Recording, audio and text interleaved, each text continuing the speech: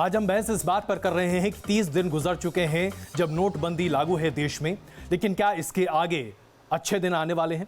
सिद्धार्थ जी, मैं एक economist think tank का रिपोर्ट आपके सामने रखना चाहता हूं, जिसमें यह कहा गया है कि अगर आरबीआई के ग्रोथ प्रेडिक्शंस को देखकर यह माना जाए कि 5.5% हमारे ग्रोथ में कमी आ सकती है और शायद आने वाले दिनों में इससे कहीं ज़्यादा हो, तो अनुमानतः तकरीबन 1,27,000 करोड़ का नुकसान होगा।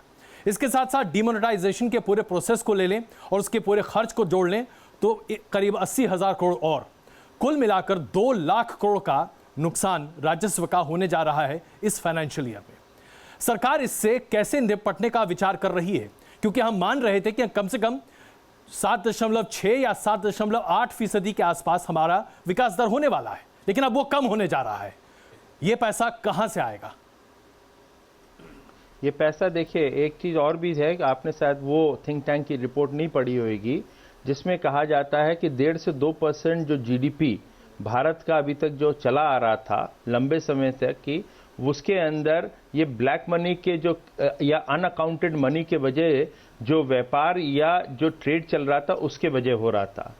अब इस ट्रेड को भी आप कहीं बैंकिंग सिस्टम या प्रॉपर चैनल में लाते हैं तो आपका जो इनडायरेक्ट और डायरेक्ट टैक्स बेस है वो बढ़ता है।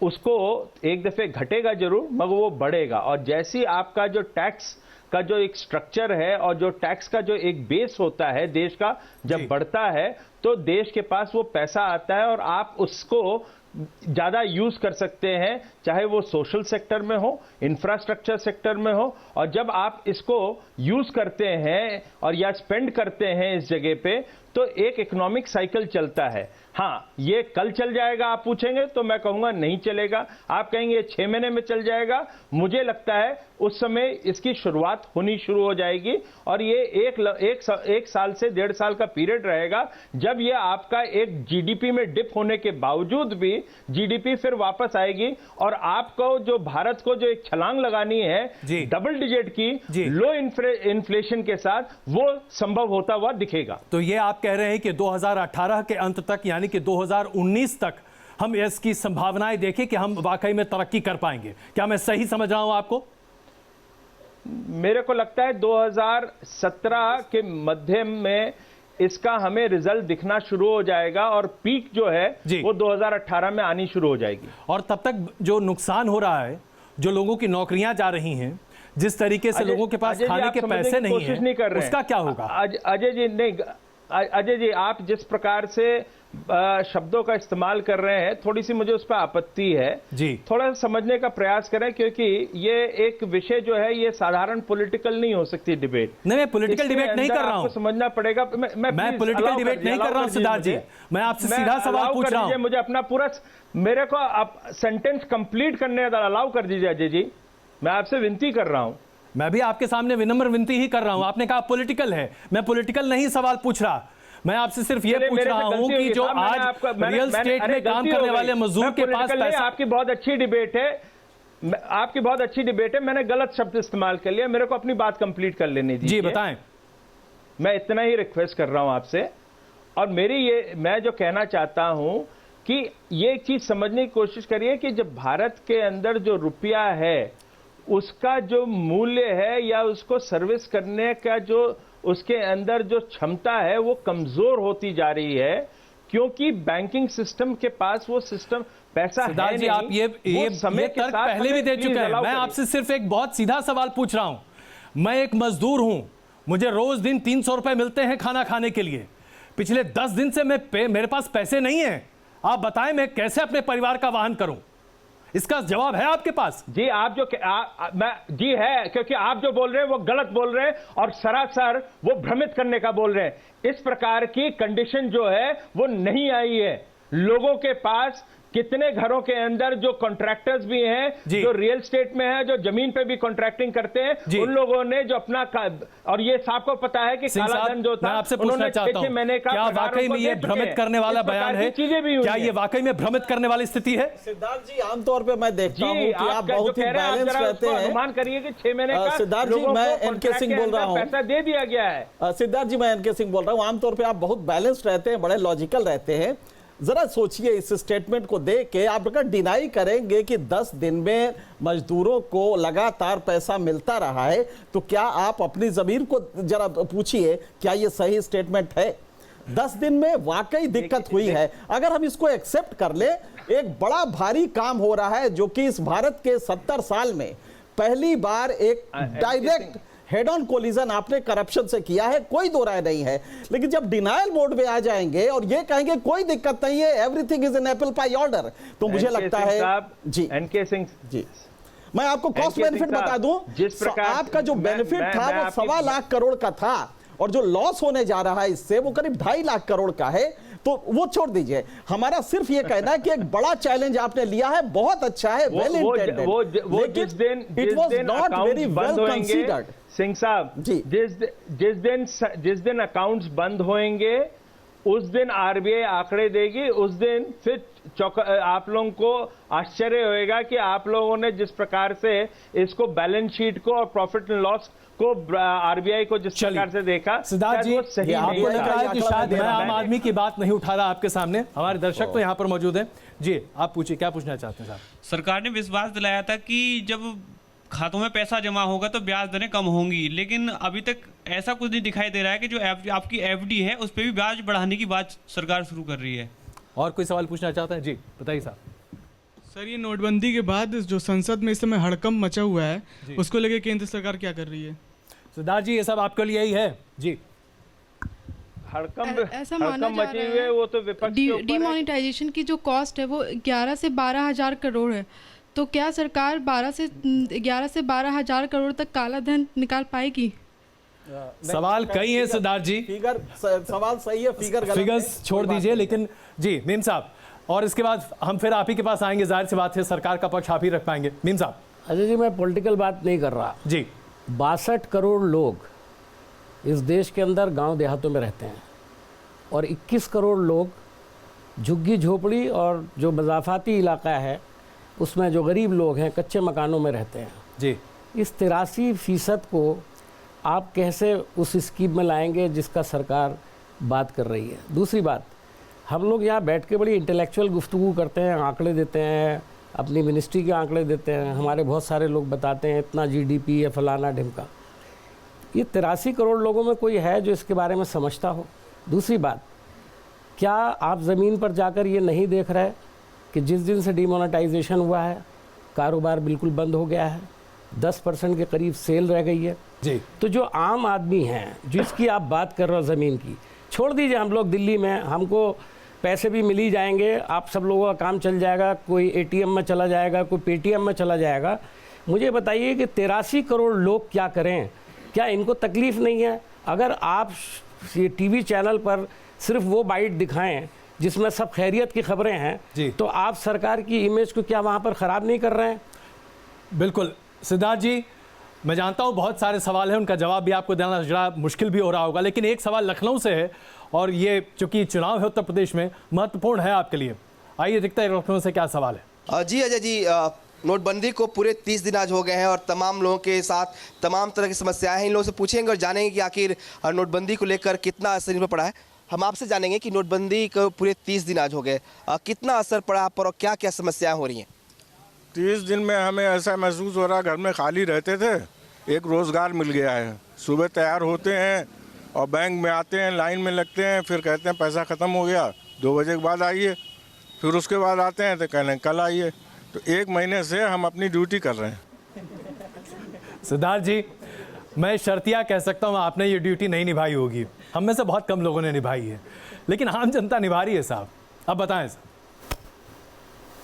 नहीं, आप हो सकता है आपने नहीं निभाई हो, बैंक में हम भी गए, मेरी वाइफ भी खड़ी हुई है, और आज भी मैं बता सकता हूं कि मैंने बैंक में 4 दिन से लगाया हुआ था और मुझे कल जाके 50,000 तो नहीं निकालने दिया, मैं 10,000 मिला। तो इसलिए वो तकलीफ हमें भी है, मगर ये जो तकलीफ है ये कोई ये नहीं है कि परमानेंट है। ये हम प्रधानमंत्री जी ने मांगी है, 30 दिसंबर तक की समय मांगा है, और मुझे पूरी उम्मीद है कि ये तकलीफें कम होनी शुरू हो चुकी हैं और ये और ज़्यादा कम हो जाएंगी। हाँ, जो भ्रष्टाचार से इस माध्यम से भ्रष्टाचार करते थे उनको जो तकलीफ होगी। ये सब फायदे हैं, इसका थोड़ा सा हमें इंतजार करना है। भ्रष्टाचार का मुद्दा तो ये बड़ा अच्छा है। पहले दिन से कह रहा हूं कि मैं यहाँ पर हमारे जो तमाम अर्थशास्त्री हैं जरा उनसे ही पूछना शुरू करता हूं और आपके पास भी आता हूं किशोर जी, कि क्या वाकई में पैसे को डिमोनेटाइज कर देने से भ्रष्टाचार खत्म हो जा रहा है? क्या कहेंगे अमन साहब, भ्रष्टाचार कल से खत्म? क्या हम माने कि 8 नवंबर से देश में भ्रष्टाचार खत्म हो गया? कोई घूस नहीं ले रहा है, कोई तमाशा नहीं है, कोई भी भ्रष्टाचार नहीं है, कोई कालाधन नहीं? आपने बड़ा अच्छा कहा। और भ्रष्टाचार, ये जो उम्मीद की जा रही है कि कैशलेस होने से भ्रष्टाचार कम हो जाएगा या टेररिज्म कम हो जाएगा, इस पे एक धक्का जरूर लगेगा। और जो पुराना भ्रष्टाचार हुआ है उस पर भी बहुत बड़ा धक्का लगेगा। पर आगे होने वाले में कि भ्रष्टाचार नहीं होगा, उसकी नई नई तकनीकें ऑलरेडी बननी शुरू हो गई हैं और उसके लिए भ्रष्टाचार की जो कॉस्ट है अब और बड़ी होने जा रही है। जो पहले थी उससे भी दुगनी, बिकॉज अब वो भी बचाना है कि जो भ्रष्टाचार पुराना खोया है मैंने पैसा, तो वो भी दोबारा बनाना है। तो इसलिए ये जो है मार्केट में इस समय ये सोचे सरकार कि इससे भ्रष्टाचार खत्म हो गया या बिल्कुल ही खत्म हो जाएगा, मेरे विचार में गलत धारा है। सिंह साहब, देखिए बड़ी सीधी सी बात है कि स्टेप जो लिया गया है अब आप वापस नहीं लौट सकते। जो भी तकलीफ होगी जनता झेलेगी, हो सकता है आप इलेक्शन लूज कर जाए, लेकिन वापस अब आप नहीं आ सकते, लिहाजा आगे बढ़ना होगा। आगे बढ़ने में जीएसटी आ रहा है, एक अंडर इनवॉइसिंग हो जाएगी तो पूरे टैक्स स्ट्रक्चर में वो सेठ जी खा जाएंगे पैसा। इसलिए इसको कहते हैं बॉडी ऑफ लॉज, बहुत ज्यादा कानून सख्त बनाने पड़ेंगे।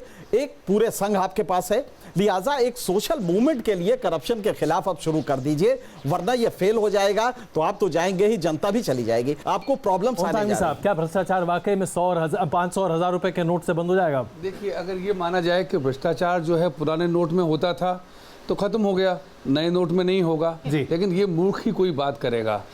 वो जिस नोट में होता था, 2000 वाले में तो नहीं करेंगे, बड़ा अच्छा लगता है देखने में। अब नए नोट में होगा, बल्कि वो पतला भी है और ज्यादा तादाद में और हल्के में मिल सकता है जी। और दूसरा जो वल्लभ जी बात कह रहे थे, मैं कह रहा हूँ कैशलेस की बात इन्होंने की, इस बात का ख्याल बराबर कीजिए कि ये कैशलेस वाला ये कोई नया आविष्कार नहीं है, ये नई योजना है ही नहीं, ये तो पहले से चली आ रही है टेक्नोलॉजी की वजह से। टेक्नोलॉजी बहुत संक्षेप में, क्योंकि मैं लोगों से भी जानना चाहूंगा कि लोग मानते हैं कि नहीं भ्रष्टाचार कम हो रहा है और टेक्नोलॉजी कमजोर है। इंटरनेट हमारे यहाँ इतना बुरा है कि अभी भी आपको हाल कैशलेस नया नहीं है, पर कैशलेस की तादाद जरूर बढ़ेगी और बढ़ रही है, बढ़नी चाहिए, ड्रास्टिकली बढ़ेगी। और रही बात करप्शन की, तो दो तरह का करप्शन है।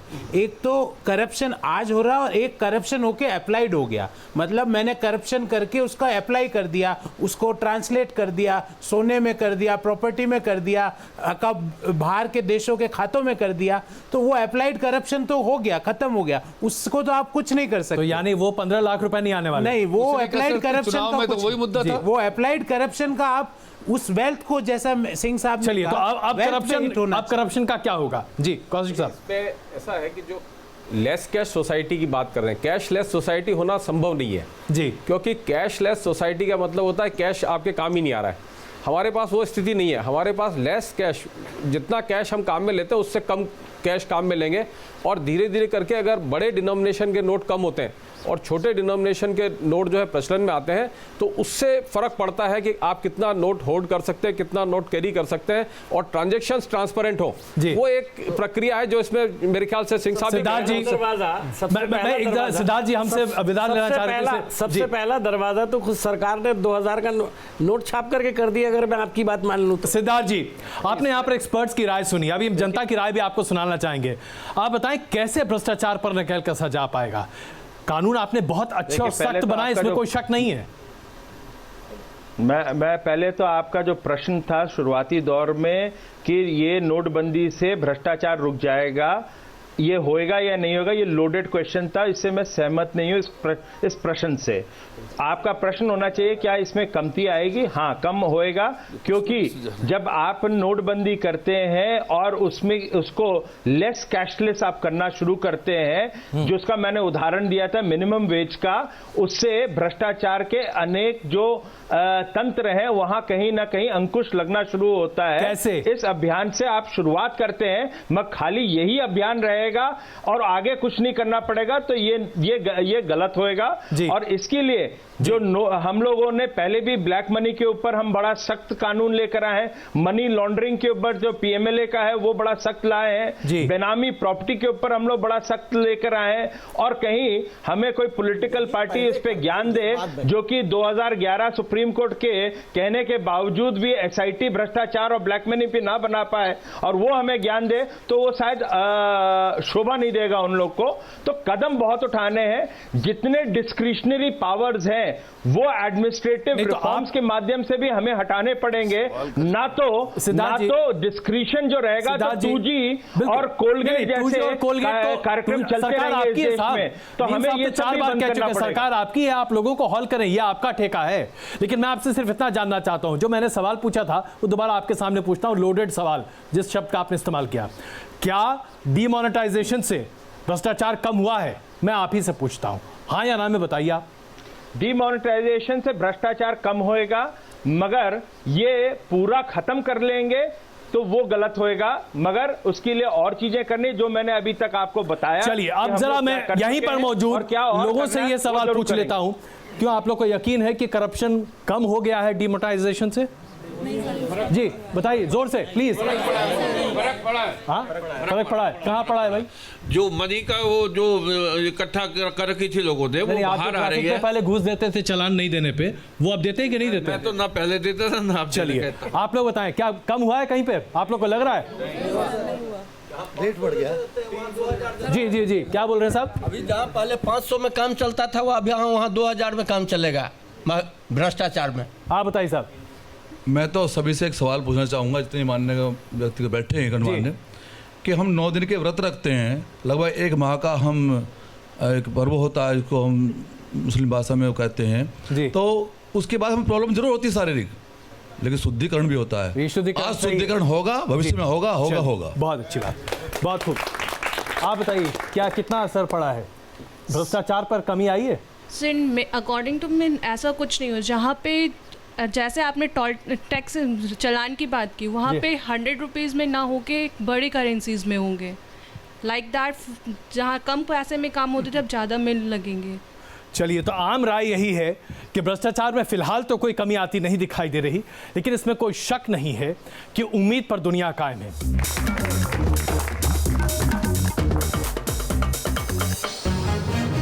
नोटबंदी का असर हम सब झेल रहे हैं और इसमें कोई शक नहीं है कि आने वाले कम से कम 20-22 दिन तो इसका असर रहेगा ही, लेकिन अगर सही अनुमान लगाया जाए तो तकरीबन 1 साल तक आपको दिक्कतों का सामना करना पड़ेगा, क्योंकि उससे कम वक्त में करेंसी सर्कुलेशन ठीक नहीं हो सकता, वो भी तब अगर सरकार सभी नोट वापस प्रिंट कर दे तब।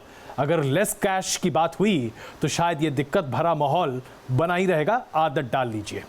नवल किशोर जी, मैं आपसे जानना चाहता हूं, अभी तो आपसे ये सवाल पूछा गया कि धार्मिक लोग क्यों काले धन को सफ़ेद करने का धंधा चलाते हैं, लेकिन मैं आपसे जानना चाहता हूं, आपने सफ़ेद पोशाक भी पहन रखी है, क्या तमाम धार्मिक संस्थाएं सफ़ेद पैसे पे चल रही हैं?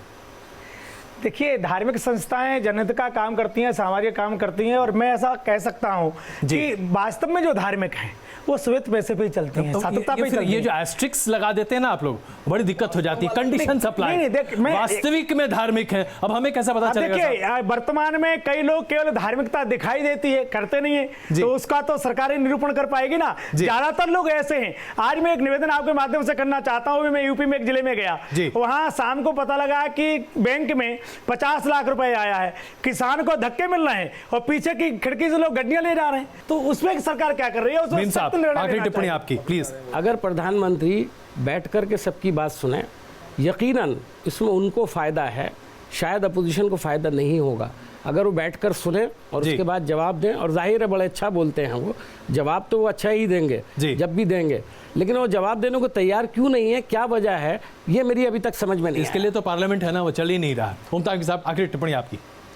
देखिए, मेरा कहना ये है कि अगर इन्होंने कहा कि नीयत पे शक नहीं है, मेरा कहना यह है कि जिन बैंकों 1500 कॉरपोरेट्स के जो लोन माफ किए हैं नोटबंदी की घोषणा के बाद में, जिनके नाम अभी तक ठीक से उजागर भी नहीं किए गए हैं, वो बार बार ये कहना कि लिक्विडिटी बैंकों के पास नहीं थी और जब आ गई तो आपने उनके जो कर्जे माफ़ कर दिए, वो कितनी बड़ी तादाद में हैं, क्या ये अपने आप में अंतर्विरोध नहीं है सरकार का?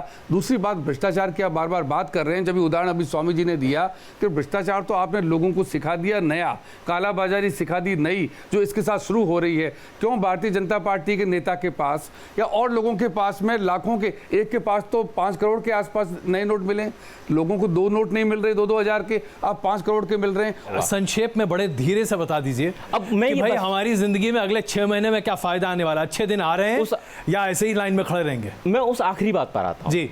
जब बजट आएगा तो सरकार के पास उम्मीद की जा रही है कि राजस्व के रूप में ज्यादा पैसा आ जाएगा। जब ज्यादा पैसा आ जाएगा तो जो सोशल कॉजेस के लिए पैसा खर्च होता है जी, और बजट में रखा जाता है, अगर सरकार उसको इंटेलिजेंटली ड्राफ्ट करे तो आपका हेल्थ केयर पे, एजुकेशन पे, तो यानी अगर बहुत है। और उसके बाद सिंह साहब एक आखिरी टिप्पणी आपकी, उसके बाद शायद मेरे पास वक्त नहीं बचेगा। इन्हीं की बात मैं आगे बढ़ाता हूं कि अगर मान लीजिए आ जाए और बजट में खर्चा करने गए, अफसर फिर खा गया, तब क्या होगा? लिहाजा करप्शन के रूट पे हिट करना होगा, और उस पे हिट करने के लिए अगर 10 साल भारत में पिछले करप्शन ना होता तो भारत के प्रति व्यक्ति की आय स्विट्जरलैंड के आय से ज्यादा होती। बिल्कुल, मैं आप सबका धन्यवाद देना चाहूंगा और क्षमा चाहता हूं कि वक्त की कमी की वजह से इस चर्चा को हमें यहीं खत्म करना पड़ रहा है। इसमें कोई शक नहीं है कि नीयत अच्छी है, लेकिन अच्छी नीयत के साथ अच्छे कदमों की भी ज़रूरत होती है, और वहीं पर दिक्कत है। आम आदमी अभी झेल तो ज़रूर रहा है, लेकिन शायद 20 दिन बाद झेलेगा नहीं, आवाज़ उठाएगा। सरकार को इसके लिए सजग रहना आवश्यक है। बहुत धन्यवाद आप सबका इस चर्चा में शामिल होने के लिए।